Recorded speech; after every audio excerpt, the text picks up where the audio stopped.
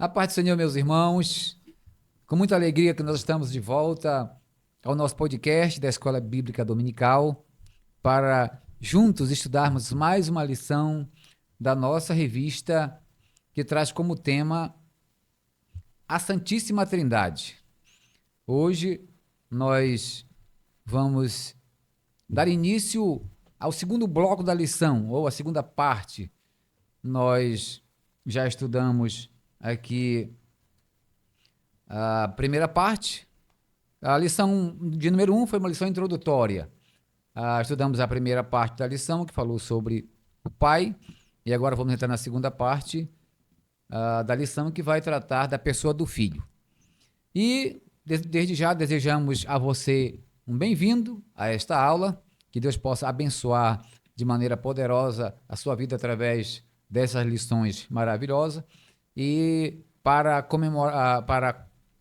comentar a lição, né, deste domingo, nós estamos aqui com o nosso pastor Jackson, que está aqui conosco, nos honrando com a sua presença para, juntamente com todos vocês, juntamente conosco, aprendermos mais uma lição. A paz do Senhor, pastor Jackson. Pai do Senhor, irmã Elias e a todos os irmãos que nos ouvem. É muito bom estar aqui. Vamos estudando essa lição, que vai tratar a partir de agora da pessoa de Cristo. É bom lembrar aos irmãos que nós tivemos aí no terceiro trimestre de 2025, nós estudamos uma lição que tratava muito a respeito do que nós vamos começar a estudar a partir de agora nessa lição, né? Sim. E esse assunto ele não é um assunto muito estranho para os irmãos, porque os bons leitores aí da Escola Dominical vão lembrar que nós estudamos de forma bem exaustiva no terceiro trimestre de 2025 a respeito desse tema. E hoje esperamos aqui cooperar com os irmãos e tirar as dúvidas aí suficientes para que todos possam ter um subsídio para domingo estar na frente das suas classes aí. Amém. Então, pastor Jackson, a lição de hoje que vai tratar sobre o Filho, aqui é aquela doutrina que a gente costuma chamar cristologia, né? Vai tratar sobre Cristo. E antes de nós entrar na lição propriamente dita, eu gostaria que nós só, pastor Jaco, voltasse aqui um pouquinho nas lições anteriores, só para a gente relembrar o que já foi estudado. Então veja só, meus irmãos, nessa revista nós estudamos a lição de número 1, o mistério da Santíssima Trindade. Ora, nós provamos biblicamente, né, que a Trindade, apesar de não ser uma expressão que está na Bíblia, né, o termo em si, a Trindade não está na Bíblia, esta palavra, podemos dizer assim, mas o seu conteúdo está na Bíblia sim. Então nós mostramos aqui, à luz da Bíblia, à luz das Escrituras, a Trindade. Ou seja, um Deus único, é o monoteísmo bíblico, um Deus único, mas que subsiste em 3 pessoas, né, pastor Jacques? Essa foi a nossa primeira lição, né? Então, veja só, a segunda lição, nós tratamos aqui, como nós já falamos, da primeira pessoa da Trindade, que é Deus, o Pai, né? Essa foi a lição 2. A lição 3, nós estudamos aqui o Pai enviando o Filho. Como que se deu esse procedimento? A lição de número 4, nós estudamos, agora domingo passado, a paternidade divina. É interessante nós observarmos aqui que a lição 2 e a lição 4 parece ser a mesma coisa, mas não é, né? Observa a lição 2, o Deus Pai. Aí na lição 4, a paternidade divina. Não, parece que é a mesma coisa, mas não é, são 2 coisas diferentes, né? Porque na lição 2 nós estudamos a pessoa do Pai, a pessoalidade do Pai, o Deus como uma pessoa. Ora, eu, por exemplo, eu sou uma pessoa, né? Se for para estudar, por exemplo, eu como pessoa, a gente vai analisar o meu comportamento, né? Como eu sou formado, a minha composição, as minhas reações, né? Como eu me relaciono com os outros. Agora, se for para tratar da minha pessoa como pai, é outra coisa. Vai analisar em mim, eu como pai, ou seja, a minha paternidade, não é mais a minha pessoa. Então, foi isso que foi estudado na lição 2. O Deus como pessoa, a pessoa do Pai, da primeira pessoa da Trindade. Na lição 4, nós estudamos da paternidade divina. E é esta primeira pessoa como pai. Como é que ele desenvolveu, né, a sua paternidade? Como é que ele se comporta como pai? Isso nós estudamos na lição 4. Então, hoje aqui nós vamos estudar exatamente já sobre o filho. Mas nessas pelo menos as 3 lições, a 2, a 3 e a 4, nós estamos exatamente sobre o pai, né, que é a teodontologia, né, descrita aí na teologia, né, pastor Jackson? Exatamente. A lição ela vai estar dividida assim, né? Depois vai ser estudado sobre o Espírito Santo, né? Sim. Tudo. Então, a primeira lição, como de costume, ela dá um resumo geral do tema principal. Sim. E aí depois, nas outras 3, que dá 2, a 3 e a 4, foi estudado a respeito do pai, como o senhor já falou e deixou bem claro. E aí, a partir de hoje, a gente passa, a partir desse domingo, dia 1º de fevereiro, nós passamos a estudar Sim. a respeito do Filho, Deus Filho. Sim. E essa lição de hoje, ela tem algumas coisas aqui bem importantes aqui para a gente poder vamos aprender. estudar aqui 3 lições também sobre o filho, né? Nós estudamos aqui 3 lições sobre o pai, vamos aqui mais 3 sobre o filho especificamente, né? Então vamos lá, pastor Jacques, aqui, o Deus Filho, né? O tema da nossa lição. É até um pouco, isso aqui é debatido entre os teólogos, essa expressão, né? Se você for ver na declaração de fé, nós da Assembleia de Deus, lá não está assim essa expressão. Lá está um pouco diferente. Por isso que foi um pouco discutido esse tema proposto pela CPAD, dessa lição 5. Lá, por exemplo, na nossa declaração de fé, não está assim. O Deus Filho, apesar de ser uma expressão que até estava vendo, consta naquele catecismo de Martim Lutero, lá está lá, o Deus Pai, o Deus Filho, Deus Espírito Santo, né? Mas há uma intenção entre nós da gente ter muito cuidado com essa expressão, porque isso acaba gerando, às vezes, na cabeça de muitas pessoas que não tem, às vezes, que não está muito atento à ideia de que são 3 deuses, né? Exatamente. Ora, o Deus Pai, o Deus Filho, o Deus Espírito Santo. Então, se a pessoa não estiver bem atento, ele já vai entender que são 3 deuses, né? Então, por isso que na declaração de fé, ela não consta assim lá, né? Essa expressão, Deus Filho. Mas a lição está colocando aqui para que a gente possa entender isso. Eu acredito que isso aqui a gente não vai ter muita dificuldade para compreender isso aqui, né? Então, veja só, o texto áureo. Este é o meu filho amado, em quem me comprazo, escutai-o. Expressão lá de Mateus 17, versículo 5, parte B. A verdade prática, Cristo, o Deus Filho, é a relação plena do Pai entre do Deus Pai, centro da revelação divina e o único mediador entre Deus e os homens. Então, isso aqui é um resumo. Observe que essa verdade prática, ela resume toda a lição, todo o conteúdo, né? Eu achei interessante. Isso mesmo. Então, pastor, é exatamente isso que nós vamos estudar nessa lição, né? Tem uma questão também interessante que a gente pode observar. Depois eu procuro aqui. Nós precisamos perceber a questão dessa questão da pessoa de Jesus e deixar bem claro isso aí que o senhor falou há pouco, a respeito de passar para as pessoas que Jesus não é um Deus, né? Nesse sentido que como se Jesus fosse um Deus, o Espírito Santo fosse um Deus e Deus Pai fosse um Deus, né? Sim. Quando nós usamos essa expressão dessa forma, nós acabamos criando 3 deuses, né? Sim, triteísmo, né? O triteísmo, não é isso. Então, nessa lição, a gente vai poder deixar isso bem esclarecido e também falar a respeito, alguns pontos aqui também, dessa questão das 2 naturezas, né? Que é a união hipostática, a gente vai estar também tratando disso, embora o tema não seja tratar da união hipostática, mas está inserido na lição aqui. E vamos ver também a respeito dessa questão de Jesus, se ele é Deus mesmo desde a eternidade ou se ele se tornou Deus quando foi concebido, porque há essa argumentação também, né? E não é de hoje, vem desde do início lá dos primórdios da igreja. Sim, com certeza. Então vamos lá aqui. Nós temos 3 pontos, como é de costume, a lição sempre é dividida em 3 pontos. O primeiro ponto, a divindade do Filho. O segundo ponto, a centralidade do Deus Filho. E o terceiro e último ponto da nossa lição, o tópico, a missão redentora do Filho de Deus. Então vamos lá, pastor Jackson, no primeiro ponto aqui, a concepção virginal de Jesus, né? Aqui é muito mais do que natural que se trate, em primeiro lugar, desse assunto, né? Se é que vamos tratar da pessoa de Cristo, é natural que se trate primeiro da sua concepção virginal.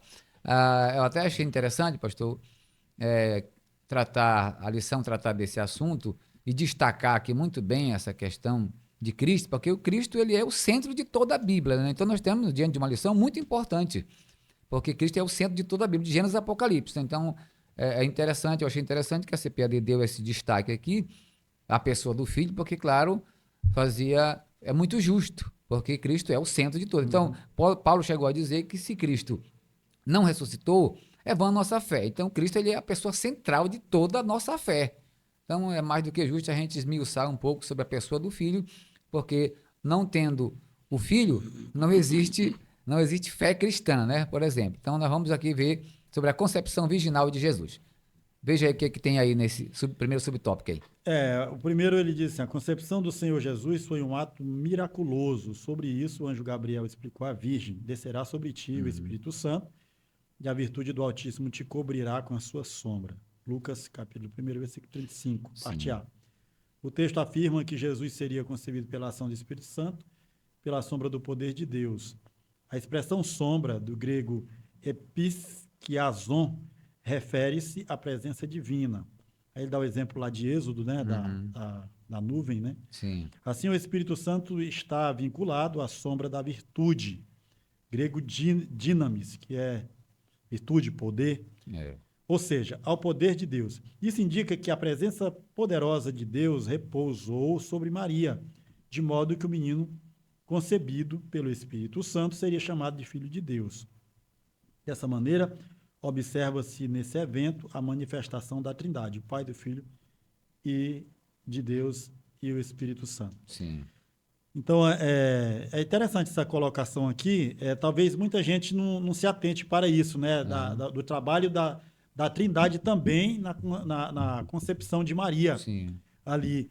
Porque essa sombra é o Espírito Santo, né? Então, Deus Pai, né? Através de Deus, o Espírito Santo, ele vem sobre Maria e gera, né, o Filho. Sim. E aí Jesus é gerado no ventre de Maria, se torna o Deus encarnado, né? O Sim. Deus homem. E aí, o segundo ponto, ele vai deixar um pouco mais esclarecido essa questão aqui. Então, é interessante aqui que a Trindade se manifesta, aqui quando Jesus ele vai ser concebido no ventre de Maria, e prova que ele é Deus, né? Que ele vem da eternidade, já é Deus, e ele vai... E ele está aqui sendo concebido no ventre de Maria pela sombra do Espírito Santo. Sim. Então, é interessante isso aqui. E aí, no segundo ponto aqui, a gente vai esclarecer mais profundamente essa questão. Sim, aqui no segundo ponto, subtópico, né? Ele vai tratar aqui da deidade do filho. Tá, nasceu o menino, né? Mas esse menino que nasceu é Deus? É exatamente isso que a gente vai ver. Inclusive, a gente vai estudar aqui, o irmão até colocou aqui o versículo, né, lá de João 1:1, né? No princípio era o verbo estava com Deus, o verbo era Deus. Nós vamos estudar esse assunto mais esmiuçado na outra lição, que é a lição de número 6. Vamos estudar melhor isso. Mas o versículo aqui já dá para ver que já deixa claro de que esse menino que nasceu, ele não era simplesmente um menino, ele não era simplesmente um profeta, como muitos dizem, que ele era apenas um grande profeta, né? Não, esse menino que nasceu, prometido desde lá de Moisés, né? Nós vamos já ver aqui, Isaías e outros profetas profetizaram, esse menino que nasceu, ele era Deus. Então vamos estudar aqui sobre a deidade do filho. Esse menino, esse filho era Deus. Isso foi muito debatido ainda no primeiro século, e isso gerou tanta discussão que até tanto João, né, quanto Lucas escreveram provando sobre essa questão, né? Você vai ver que o João, por exemplo, ele escreveu o seu livro tentando provar que realmente Jesus era Deus, sobre a deidade divina, porque muitos entendiam que ele era um grande profeta, né? Que ele veio cumprir uma grande missão, mas que não era Deus. João vem dizendo, não, esse é Deus. O verbo se fez carne, habitou entre nós. Então, é o próprio Deus, né? Então, é o que nós estamos estudando aqui também nesse ponto. A deidade divina. Se alguém perguntar para você, por exemplo, que está me assistindo aqui, se alguém perguntar se Jesus é Deus, como você provaria isso na Bíblia, né, pastor Jairo? Como é que vai provar? Cadê os versículos? Eu acho que nós, como crente, eu acho que nós temos que ter na ponta da língua esses versículos para provar isso. Jesus é Deus? Né? Por quê? Está aqui, aí vamos lá, cadê os versículos da Bíblia? Nós precisamos provar biblicamente que Jesus é Deus, né? Verdade. É muito interessante essa questão aí, que aqui fala das duas naturezas, né? Uhum. Jesus, ele nasce de uma virgem em Belém, da Judéia, e aí ele começa o seu ministério. Uhum. E durante o ministério de Jesus, se a gente analisar com cuidado, nós vamos perceber que essas duas naturezas, elas se manifestavam. Uma hora a natureza humana se manifestava, Sim. outra hora a natureza divina, a deidade dele se manifestava. Sim. Por exemplo, tem um episódio interessante, o episódio da mulher do fluxo de sangue. Uhum. Ali você percebe Jesus, ele está andando no meio daquela multidão, a mulher toca nele e ela é imediatamente curada. Sim. Isso é o que? A natureza divina de Jesus. Com certeza. Mas, ao mesmo tempo, ele diz, quem me tocou? Uhum. Isso é a natureza humana. Sim. Então, além dessa passagem, existem outras, como, por exemplo, quando ele está lá com o jovem rico, né? Ele está lá com o jovem rico e o jovem rico ali começa a conversar com Jesus e Jesus, ele naquele diálogo ali com o jovem rico, ele deixa claro para ele a respeito também dessa questão da divindade. Uhum. Tem a passagem de Zaqueu, Jesus está ali, ele vai passando e diz, Zaqueu, desce depressa que hoje me convém pousar em tua casa. Então, em todas essas passagens onde Jesus faz um milagre e age de outra maneira, de forma humana, ali está se manifestando essas duas naturezas dele. Então, isso prova que Jesus é Deus, mas prova também que ele era 100% homem, Sim. né? Essas passagens. Sim, essa era, por exemplo, o livro de Lucas. Lucas escreveu com essa intenção, provar que ele era homem, né? O Deus que se fez homem. Sim. E já João, né, escreveu já para provar que esse homem era Deus, né? Então, cada um tem um propósito específico. Então, veja só, o terceiro aqui, pastor, para nós concluir o primeiro ponto, vai falar aqui dos atributos divinos, né, de Jesus. Me permita só, tem uma coisa aqui também nesse ponto aqui que eu acho interessante que a gente pudesse discutir. Sim. A questão, aqui ele diz assim, o Senhor Jesus Cristo é desde a eternidade, o único Filho de Deus e possui a mesma essência e substância. Uhum. E aí ele, do grego homousios, eu queria que a gente pudesse tratar dessa palavra aqui. Uhum. É interessante essa palavra aqui. O senhor me permite? Sim, pode ficar à vontade. O grego homousios. Por que essa palavra é fundamental que as pessoas que vão dar aula possam pesquisar sobre essa palavra, ver o significado dela. Sim. E explicar para a classe onde eles vão dar aula sobre essa palavra. Para a gente poder entender melhor essa palavra aqui, a gente precisa retornar, né, lá no 4º século da igreja, quando ali a igreja ela começa a discutir certos pontos, depois que Constantino, de uma certa forma, digamos assim, ele liberta a igreja daquela perseguição, né? Porque ele anula os decretos que haviam contra a igreja, e a igreja passa a ter mais tempo para discutir esses temas mais difíceis, né? Sim. E aí, nesse cenário, surge essa questão da discussão sobre essa natureza, essa essência, essa substância. Se Jesus é realmente da mesma essência e da mesma substância do Pai. E aí surge no cenário um teólogo chamado Ário, que é o pai do arianismo, né? Que ele cria diferente, ele não cria que Jesus... Ele acreditava que Jesus havia se tornado homem quando ele é concebido, a partir do momento que ele é concebido. Não que Jesus, aliás, que Jesus se tornou divino quando ele é concebido, e não que ele já era desde a eternidade, né? Então, Ário acreditava assim. Sim. Ele não acreditava que Jesus era desde a eternidade. E aí ele começa a causar um debates, e aí começa a ter muitos seguidores ali, Sim. E aí surge Atanásio, né? Um outro teólogo, né, da igreja, muito conhecido, e aí Atanásio começa a rebater essa tese de Ário, Aham. e Atanásio diz que isso é uma heresia, que Jesus é Deus desde a eternidade, não que ele se tornou Deus. Sim. Né? E aí o que é que acontece? No calor desse debate, já estava se espalhando por todo o Império, o Constantino, ele chama para uma reunião, né, que é no ano 325 ali, no Concílio de Nicéia, e ali eles começam a debater a respeito desse tema, a questão dessa essência de Cristo. Jesus realmente é.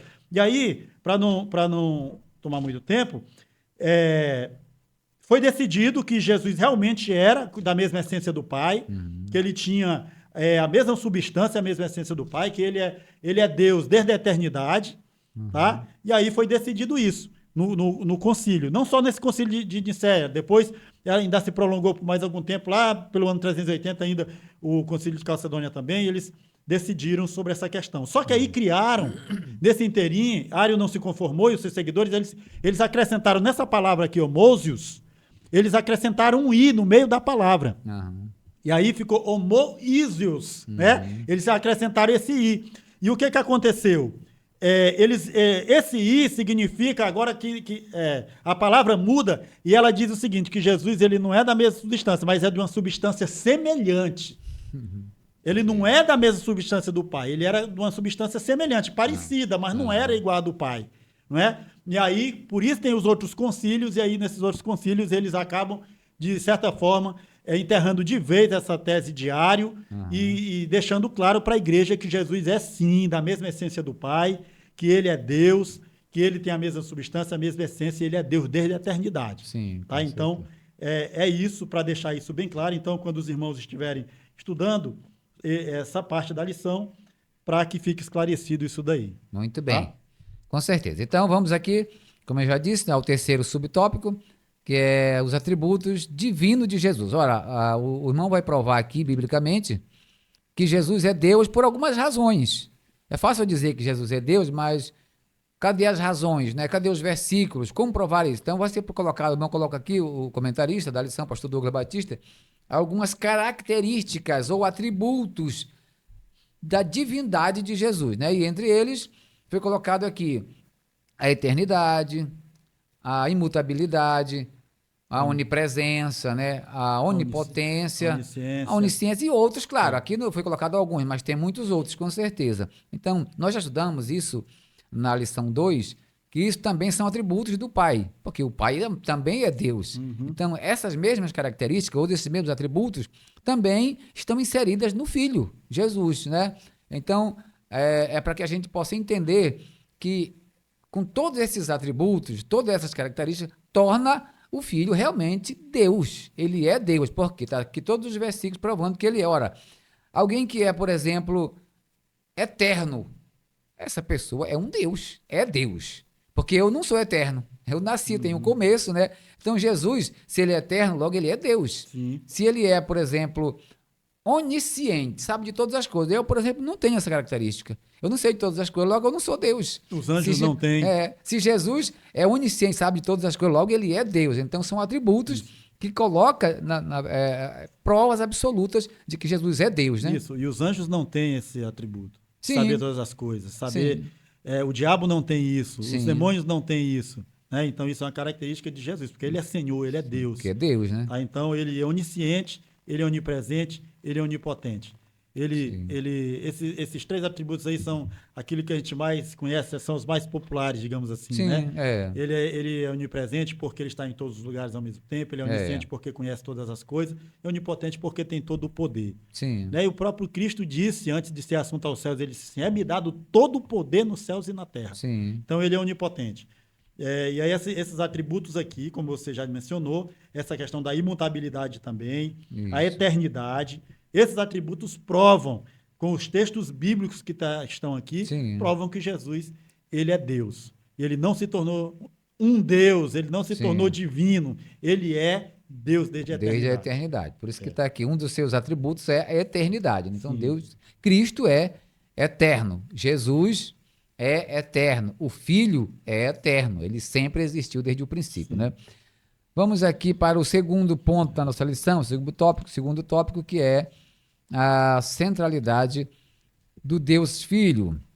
Então vamos aqui. Aqui, pastor Jackson, o pastor Douglas Batista colocou aqui aquele episódio da transfiguração, né? Tá, aconteceu a transfiguração, nós já até lemos lá no texto áureo, que aí, enquanto estavam lá, o irmão colocou aqui, Pedro, Tiago e João, né, acompanharam Jesus até o monte, não se sabe direito que monte é esse, né?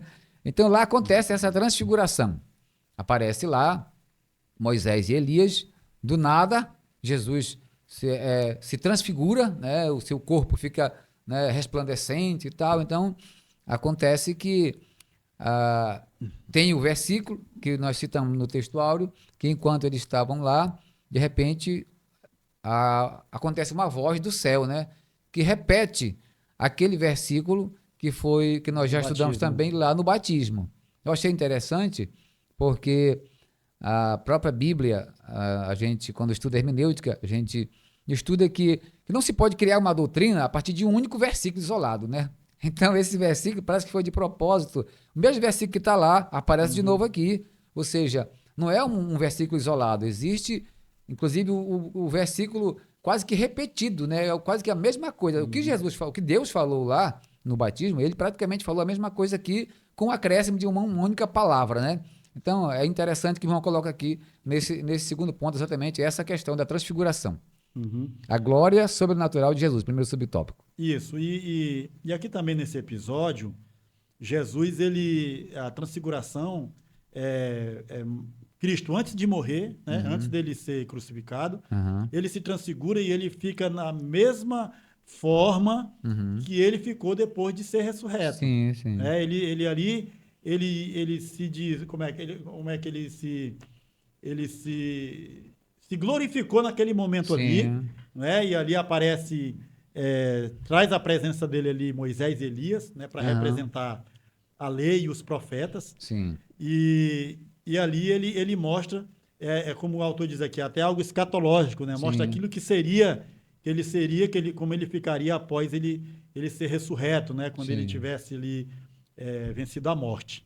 E aí esse episódio também ele prova de forma muito gloriosa essa questão dessa glória sobrenatural de Jesus. Então, aqui mais uma vez mostra que Cristo tem essas duas naturezas, a confirmação dessa união das duas naturezas, da humana e da divina, que nós chamamos de união hipostática, né? Conforme Paulo deixa bem claro na carta aos Filipenses, ali no capítulo 2, conforme o autor coloca aqui, a partir do versículo 6 até o 10, né? Sendo Deus, não teve por usurpação de ser igual a Deus, antes esvaziou-se, tomando a forma de servo. Então, aqui Jesus, mais uma vez nesse episódio, ele demonstra isso através aqui da transfiguração. Sim, até o irmão coloca aqui, olha, na ocasião, Jesus revelou temporariamente a glória da sua natureza divina, com aparência resplandecente, um prólogo escatológico, um vislumbre do Cristo pós-ressurreto e glorificado. Inclusive, se você for ler lá em Pedro fala sobre isso, né? Pedro dá testemunho disso. Ou seja, Pedro já viu isso, os apóstolos viram um vislumbre daquilo que seria no futuro, né? Então, foi uma forma de testemunharem isso. O Senhor mostrou para eles também isso, né? Esse escatológico, né? É. Futuro. E essa, como ele diz aí também no texto, né? Essa questão aí da metamorfose, né? Sim. Ele passa por essa transformação, né?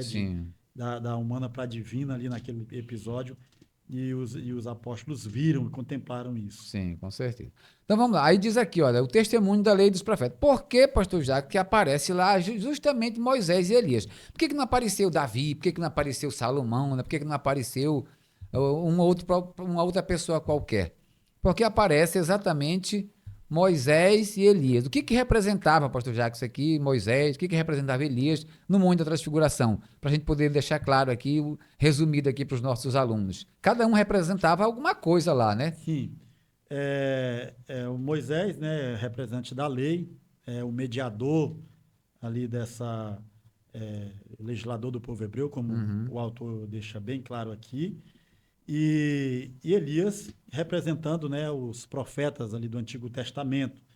E uma coisa interessante aqui que a gente precisa deixar claro também, como o próprio autor coloca aqui na lição, é que isso aqui não era um contato com os mortos, como alguém pode pega esse episódio. Inclusive, tem muita gente que pega uma determinada religião que tem aí, eles Sim, pegam esse sim. episódio também para tentar embasar a É, questão de falar com os mortos, né? sim, Com morto ninguém fala. O morto, a pessoa quando morre, ele perde o contato desse mundo completamente. sim. Então, não tem mais contato com esse mundo a partir do momento que ele morre. Então, isso aqui não é uma, é, uma conversa de Jesus com pessoas que morreram, como se nós pudéssemos conversar com pessoas que já morreram Aham. dessa maneira. Não é.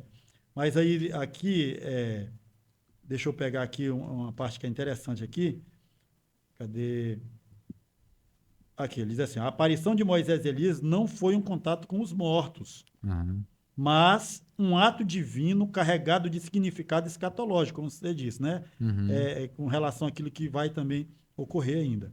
Moisés representa a lei, ele é o mediador da antiga aliança, o legislador do povo hebreu. Sua presença indica que toda a lei aponta para Cristo. Sim, Então, Jesus, como já falamos aqui também, ele é prometido desde o Éden, sim, com né? Desde o certeza. Éden, ele é prometido. E os profetas ratificaram isso no decorrer da história. Então, Elias representa os profetas, considerado o símbolo da proclamação profética. Sua aparição mostra que os profetas anunciavam a vinda do Messias. E aí tem os textos de Isaías, Malaquias. Uhum. Esses dois personagens testemunham que Jesus é o tema central e o cumprimento definitivo das Escrituras. Ou seja, em todos os livros da Bíblia, Jesus é o centro. Sim, Desde Gênesis até o último Apocalipse, Jesus é o centro da Bíblia, é o tema central. Tudo está voltado para ele, né? A importância sim. de Cristo para a humanidade, tudo está voltando. E aí, como nós estudamos na lição passada, Uhum. como tudo apontava para Cristo, quando esse cenário se completou, ficou completo, Sim. aí é chamado de a plenitude dos tempos. E Aham. aí, na plenitude dos tempos, Deus envia Jesus. Agora ele vem e o Verbo é encarnado agora para poder trazer aí a redenção para a humanidade. Então, Isso. tudo isso aponta para essa questão, que Jesus é o centro da Bíblia. Sim, com certeza. Até estava vendo aqui, Lucas, no capítulo 24, diz assim: porventura não convinha que Cristo padecesse essas coisas e entrasse na sua glória, e começando por Moisés e por todos os profetas, explicava-lhe o que dele estava escrito nas Escrituras. Então, eh, tudo que estava escrito na lei e nos profetas acerca de Jesus agora estava.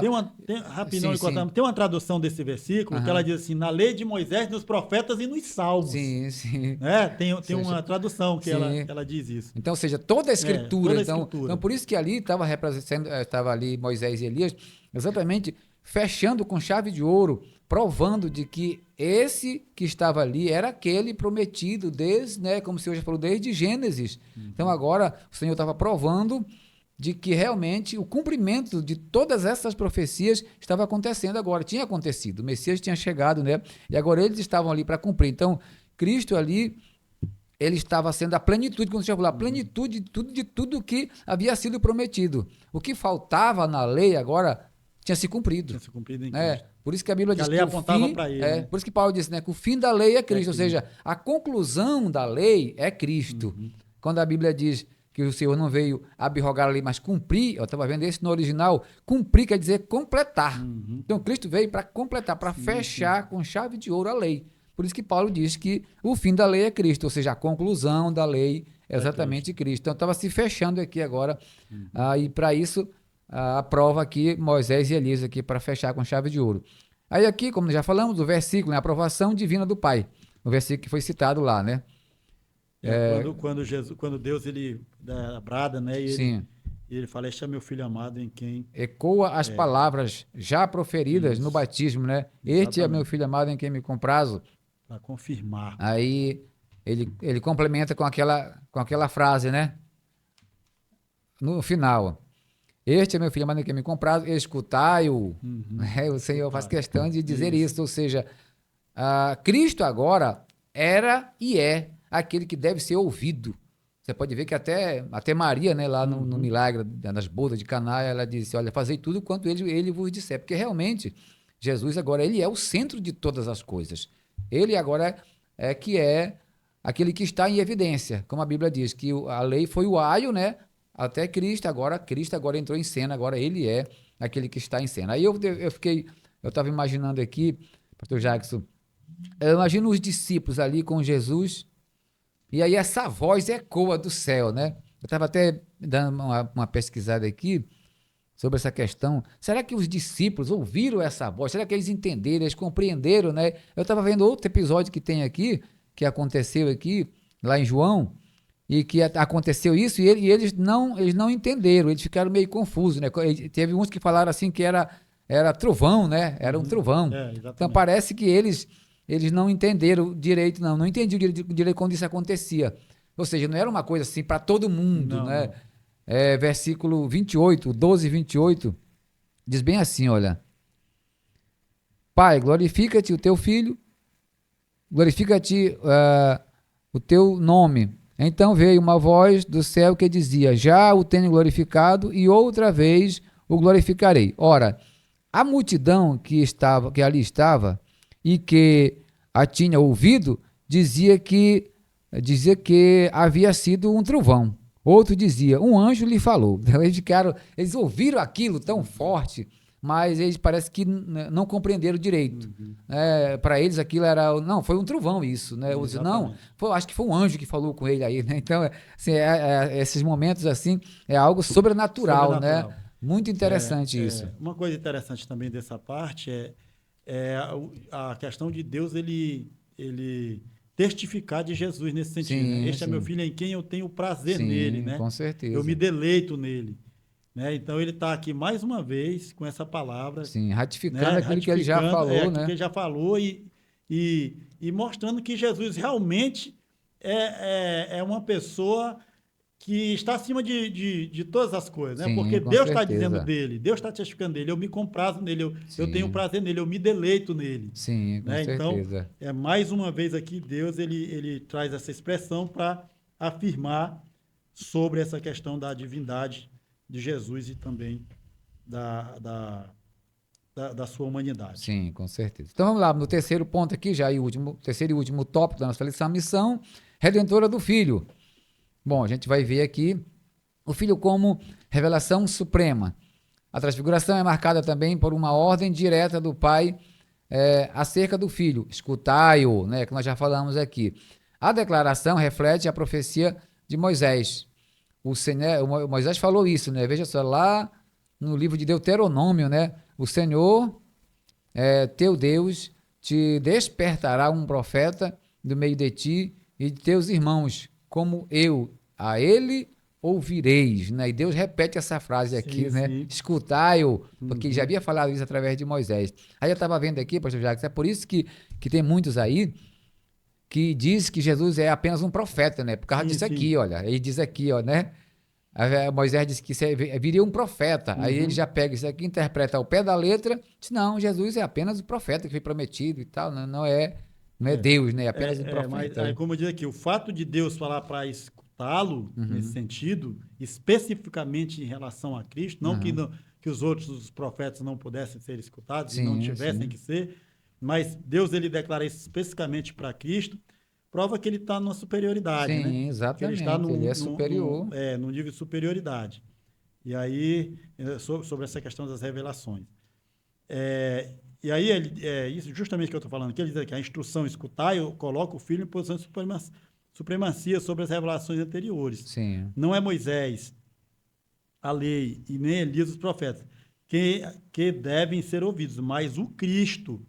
Veja bem, ele não está dizendo aqui que Moisés não deveria ser ouvido e nem os profetas. Sim. Mas nesse sentido aqui, ele está falando especificamente sobre o Filho, sobre o Cristo. Sim, com certeza. Esse evento sinaliza a transição entre a antiga e a nova aliança. Sim. Centrada na pessoa do Filho. Logo, negar a Cristo, ignorá-lo ou relativizar sua voz é rejeitar a autoridade de Deus. Então, tudo isso acontece nessa situação, né? Além de Deus colocar Jesus aqui numa posição superior da revelação, também essa questão da mudança da antiga aliança para uma nova aliança. Sim, né? uma mudança, né? Exatamente. Completa. Isso. Então vamos lá, a exclusividade de Cristo na redenção. Isso aqui, pastor Jacques, parece uma coisa muito óbvia, mas é necessário isso aqui. Porque, infelizmente, tem muita gente ainda aí dizendo que tem participação de outras pessoas, né, nesse processo. Não. o irmão fez questão de deixar claro aqui, porque a Bíblia que deixa claro que Cristo aqui é o único responsável pela redenção da humanidade. Não existe corredentor, corredentora, não existe ninguém, né, para auxiliar nesse processo. Mediadora. Né? Não existe, né? Não existe dia, nem ano, nem semana. Sim. Anjo, não existe nada. Cristo é Sim. suficiente. É Ele. Sim. Ele é exclusividade, como diz Sim. aqui, na redenção da humanidade. Não há mediador nenhum. O próprio Paulo, escrevendo a Timóteo, diz: só há um mediador entre Deus e os homens, Jesus Cristo, Sim, homem. Né? O apóstolo Pedro, quando falava ali no dia de Pentecostes, para os ouvintes ali, do período ali, daquele momento ali de Pentecostes, ele diz assim: nenhum outro há salvação, porque também debaixo do céu nenhum outro nome é dado entre os homens pelo qual devamos ser salvos. Sim. Então, Cristo é exclusivo. Não há, na história da redenção, nada que possa tirar isso dele. Ele é o único, exclusivo, e somente por intermédio dele a obra da redenção é completa. Sim, achei interessante aqui, que o irmão colocou aqui, o pastor colocou aqui, olha, diz assim: após a visão do Cristo transfigurado, a Bíblia declara: erguendo eles os olhos, ninguém viram, senão a Cristo. Essa afirmação encerra uma verdade fundamental. Cristo é absolutamente único e exclusivo na obra da redenção. A presença de Moisés e Elias cessou, restou apenas Cristo, porque ele é o único.